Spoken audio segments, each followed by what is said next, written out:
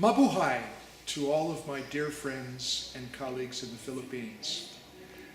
Today we're celebrating 20 years of ICRAF's work in the Philippines, and I don't know where those years have gone. Indeed, I really wish I was there with you because it would be a wonderful opportunity to reminisce together personally. But this celebration is about reminiscences, and it's about the future. It's about what we have learned and where we will take our knowledge in the coming years. And in the brief time I'd like to share with you today, I'd like to do both. I'd like to remember some of the experiences that brought us to where we are today, and I'd like to challenge us in our thinking about where we're going in the future of agroforestry in the Philippines. Well, you know, it wasn't actually 20 years ago that I first became familiar with the Philippines. It was actually 40 years ago. 40 years ago when I first visited the country, right during and after one of the most serious typhoons in history. And in fact, the resilient Filipino people are no strangers to very, very serious typhoons, such as the one that we've just experienced that battered Tacloban and the island of Leyte. But it was 1972 when I visited for the very first time, and the entire central plains of Luzon was underwater at that time. And so my ability to go around and visit was restricted, but I did spend a lot of time in Los Baños and got to know the International Rice Research Institute, doing inspiring work, which was just beginning on farming systems at that time, spending some time at the University of the Philippines, and realizing what a genuinely great university was emerging in Los Baños. It was also an occasion in which I met a young lady who was a research assistant at the agronomy department. And she was working on a thing called agroforestry, which I actually hadn't ever heard about before in my school curriculum. And so I was quite interested in what she was studying and what she was working on. I guess I was kind of interested in her too, because 2 years later we married, and we have just celebrated our 39th wedding anniversary here in Nairobi. And Vilma has continued to be an inspiring spouse who is always pushing me to greater achievements and reminding me that I talk a lot about agroforestry, and she actually does it every day in her own home garden with her sari-sari of plants. But back to matters more close to home. I came back to the Philippines a couple of years later and joined the International Rice Research Institute, and eventually joined the staff where I was working on farming systems during the 1980s. And it was there that we began to seriously work on the potential of agroforestry in the uplands of the Philippines. Now, many of you are familiar with ICRAF's program in Claveria, down near Cagayan de Oro City, which has been now in operation since 1984. And during that period of time, it has been led for most of that period by June Mercado, Augustine Mercado, our senior agroforester, who has given his life and his passion to building what is one of the most surely excellent research sites anywhere in Asia on the development of agroforestry systems for smallholder farmers. June and I began working together in 1984, and we continued to do so for the next 16 years until I left my position in Bogor. But during that time, we began investigating a whole range of issues regarding the integration of trees into smallholder farming systems. We did quite a bit of work during the early years on understanding the dynamics of alley cropping, or hedgerow intercropping on slopes. We found that it worked beautifully in terms of increasing crop yields, providing abundant biofertilizer to the crops and plenty of fuel wood.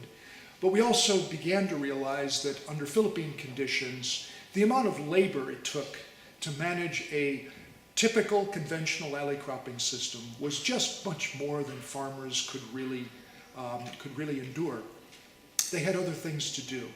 And so the agronomic benefits didn't play out in terms of active adoption of the alley cropping technology. Well, about the same time, similar observations were taking place in Africa and other parts of Asia. And indeed, in most places, bar a few, alley cropping never did become a technology that was farmer adaptable, farmer really good for the customer. But while we were working on this, as often happens in research, when you have a good concept that is not embodied in a saleable technology, it's a matter of looking deeper into refining that technology. And in the case of Claveria, June and I began observing that farmers who wanted to control soil erosion, which was one of the major purposes of alley cropping and creating contour hedgerows that evolved into flat terraces over time, we noticed farmers were doing the same thing with a lot easier technology, and that's what they were doing when they put trash along the contours of their fields and allowed the natural grass to grow and form a terrace. Well, we started looking at that more deeply, did quite a bit of research on it, and we found that these natural vegetative strips was a dynamite technology for simple application of soil conservation and the rapid evolution of terraces that would enable farmers to grow their crops in a sustainable way on quite steep slopes. Well, we were really quite encouraged by the fact that a farmer observation and farmer technology could be refined into something that could be widely adaptable far beyond the farmers who were currently using it.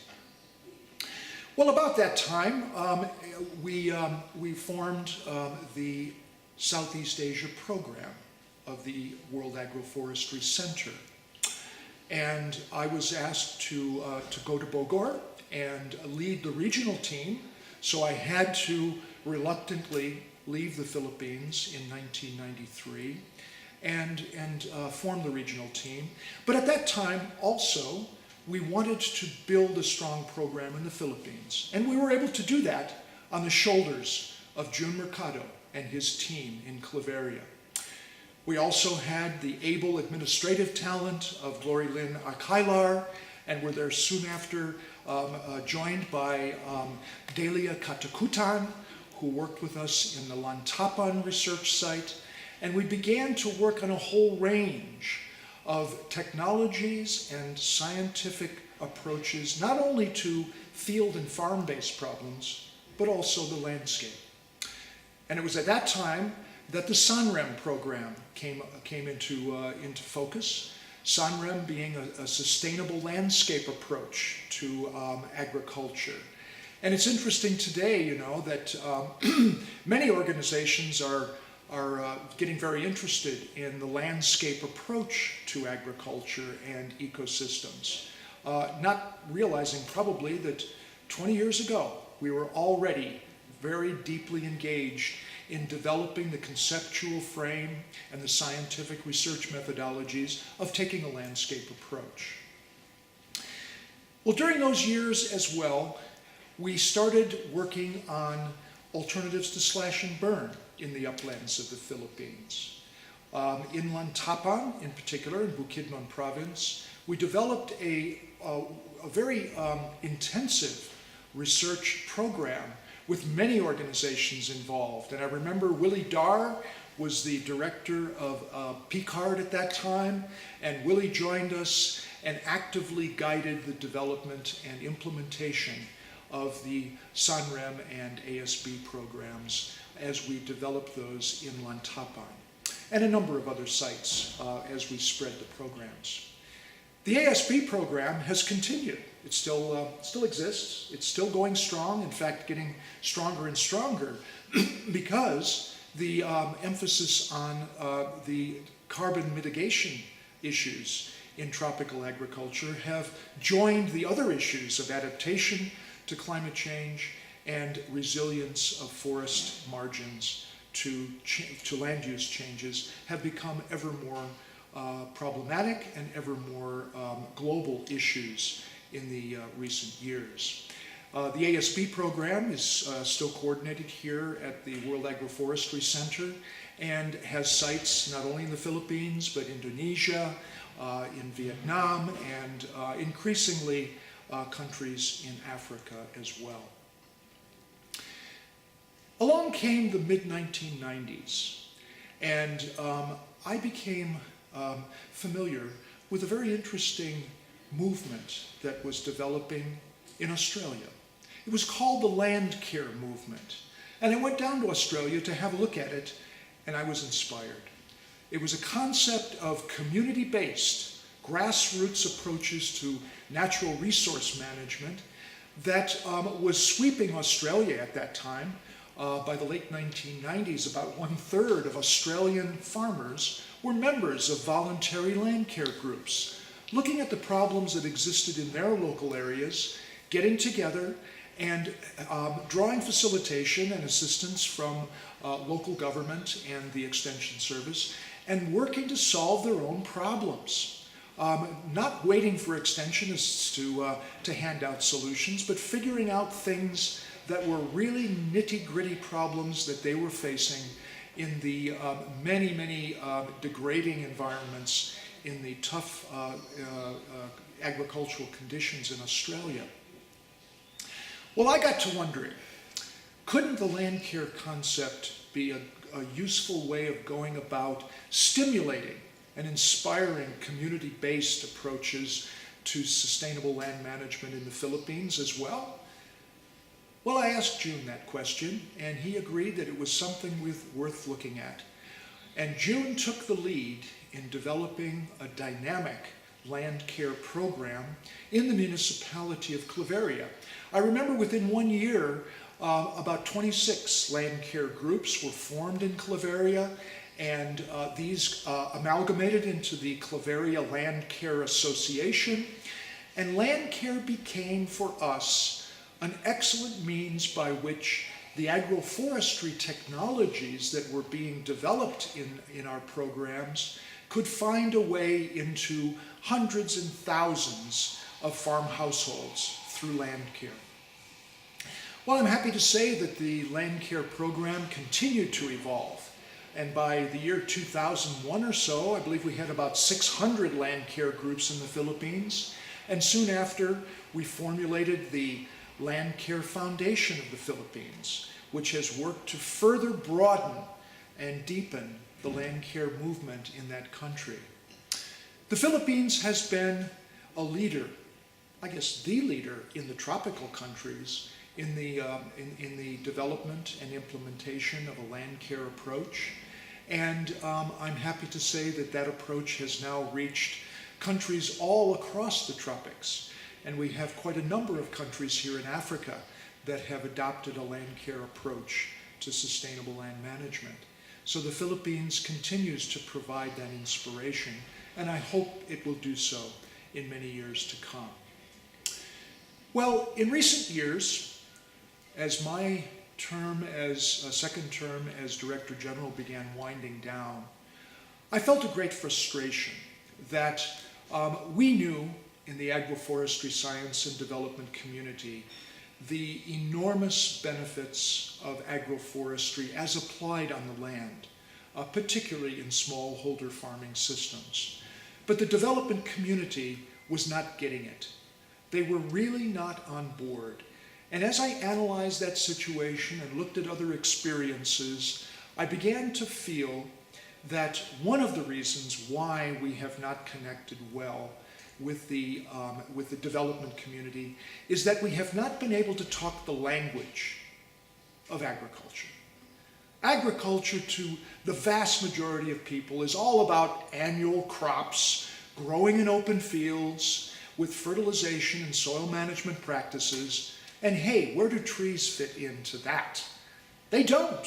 They don't. The paradigm from the North and the West is all about clearing trees, segregating trees from agricultural systems, certainly not integrating them into cropping systems as those agroforesters seem to talk about all the time. Well, we had to communicate with these people. We had to reorient their thinking around different paradigms. And sometimes that sort of an approach takes a radical direction. You need to rebrand what you're doing. I mean, agroforestry just wasn't connecting.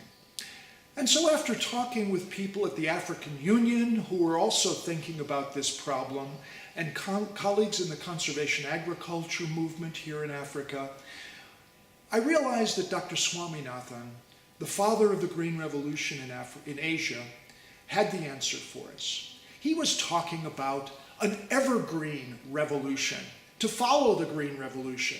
An evergreen revolution that would create systems in which we truly farmed ecologically. We used the biological resources of the farm. We used the ecological principles around which agroecology has developed and apply them in ways that are practical for small-scale farmers. And that is where we turned the corner.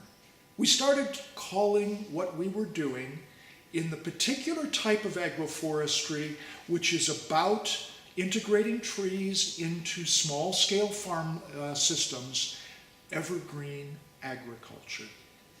That was about 5 years ago, just before the World Congress of Agroforestry, and I can't tell you how gratified I am to see how this brand of identifying a particular type of agroforestry has gained traction here in Africa, increasingly in Asia, and certainly all around the world.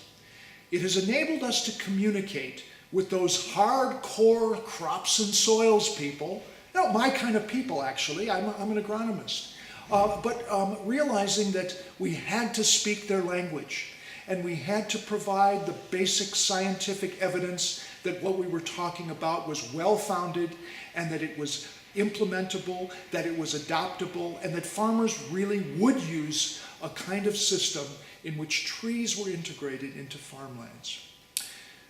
Well, I think the breakthrough in evergreen agriculture along those lines occurred when we had, in fact, been able to map the development of these evergreen agriculture systems across 5 million hectares in one country in Africa, called Niger, happens to be the poorest country in the world, where over 1.2 million farm families had regenerated medium to high densities of Phytherba albida trees and a number of other species on their farmlands. And what did they say was the benefit? Because the vast majority of that spread over the last 15 years has been due to spontaneous, viral, farmer-to-farmer and community-to-community diffusion.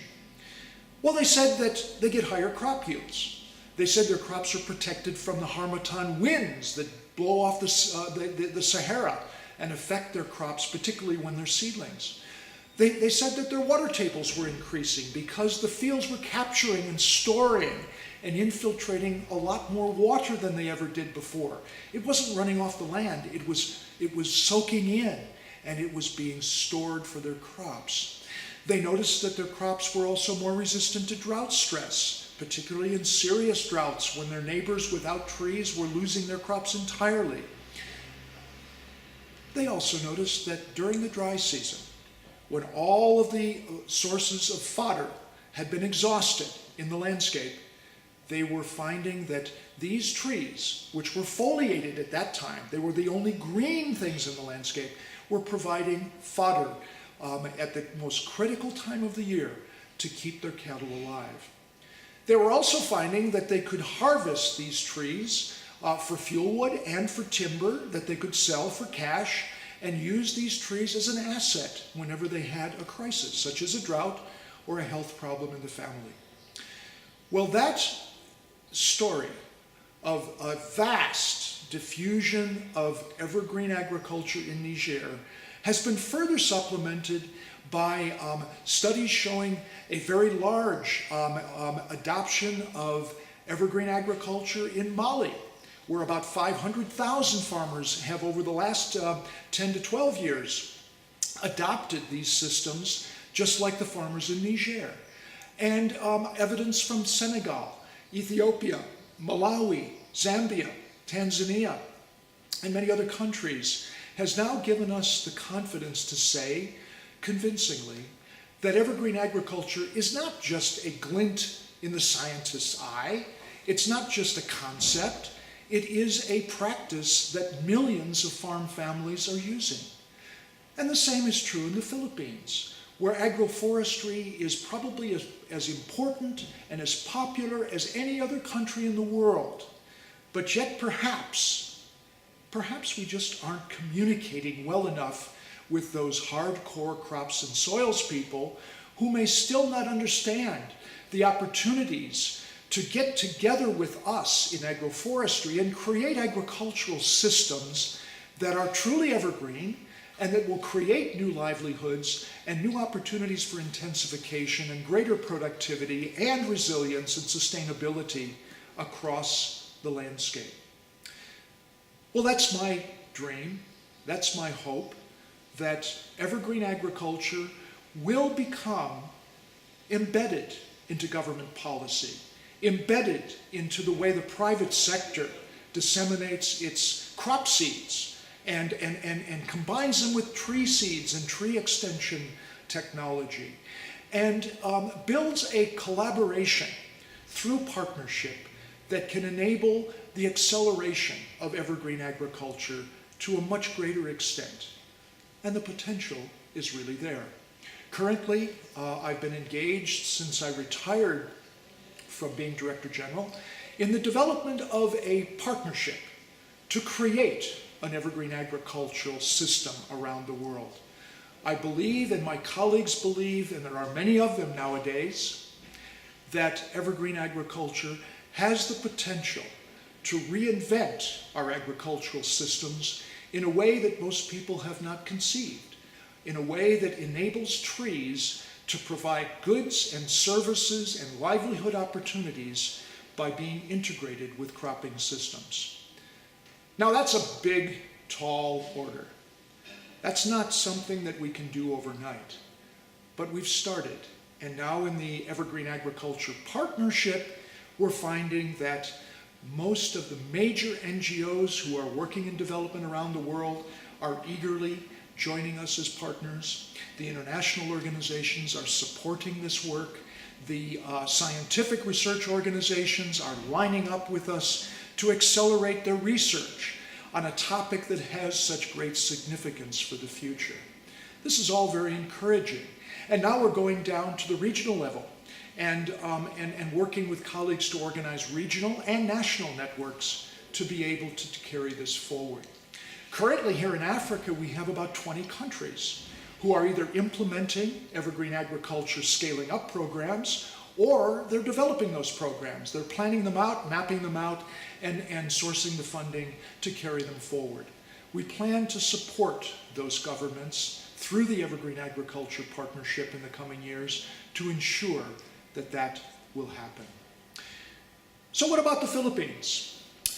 Well, in the Philippines, as I said, we have one of the greatest examples of an excellent scientific research center that is problem-oriented, that is driven by its location in the midst of an important smallholder farming community where you have very tight linkages between what the scientists are doing and what the farmers are doing. And this is what is absolutely critical, the practical types of research that enable us to refine technologies that will provide farmers solutions. Well, that to me is the future. That is looking at the possibilities of actually creating an evergreen agriculture in the future in the Philippines, in Southeast Asia, and across the tropics of the world. And I would say eventually the temperate areas as well. I wish I had more time to say a little more about the future of our agroforestry research in the Philippines. I'm sure it will be dealt with in great detail by Rodel Lasco and June Mercado and other members of the team and our many collaborating organizations that are working on the development of new directions and new approaches. I think that the work that I have been talking about links so very well into the efforts that Rodel and his team have been making in terms of landscape and watershed level, ecosystems level, landscape mosaic level types of interventions to create more sustainable ecosystems on a macro scale. I'm sure you'll be talking more about those issues, and I wish I was there to participate in these lively discussions. Well, all I can say in conclusion is I miss you folks. I really, my last visit to the Philippines was last year, and it was just a genuine joy to meet so many friends and close colleagues for all those years that I spent there. And I guess you're asking the question, what's he doing in Africa? Well, that's a very good question, actually. I never expected to be in Africa in my career. I was so happy and fulfilled working in the Philippines, in Indonesia and Southeast Asia. But when fate hit me on the head and I ended up in Nairobi as Director General at ICRAF, I began to realize that the experience of the Asian countries, the Philippines, and others had a great deal to offer in terms of guiding and providing insights into the problems that African countries were finding in terms of getting a grip on developing a more productive and sustainable agriculture. And therefore, I found that that experience of being in the Philippines for those many years was an invaluable part of my ability to have something to say about the potential for agriculture in Africa. Well, that's it, folks. I want to say mabuhay to everyone. Have a great celebration today and spend some good time not focusing on the past, but focusing on the future. Thank you.